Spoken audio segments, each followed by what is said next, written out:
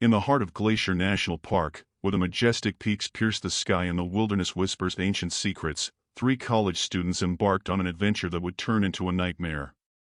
Sarah, John, and Emily, friends bound by their love for the great outdoors, set out on a backpacking trip to explore the rugged beauty of the park. They were eager, filled with youthful enthusiasm, and armed with little more than their backpacks and a sense of adventure. As they ventured deeper into the wilderness, the air grew crisp, and the scent of pine enveloped them. They laughed and joked, unaware of the danger lurking in the shadows.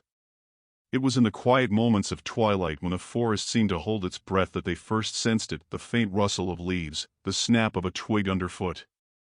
At first, they dismissed it as the playful antics of woodland creatures. But as dusk descended and the shadows lengthened, their laughter faded, replaced by a gnawing unease. They quickened their pace, casting furtive glances over their shoulders, but the feeling of being watched lingered like a dark cloud overhead. It was Sarah who first caught sight of the massive shape looming among the trees, a hulking silhouette that moved with an eerie grace. Her heart skipped a beat as she whispered a warning to her companions, but it was too late. Before they could react, the grizzly bear burst from the undergrowth, its massive form a blur of fur and fury. Panic engulfed them as they scrambled for safety, but the bear was relentless, driven by primal instinct and hunger.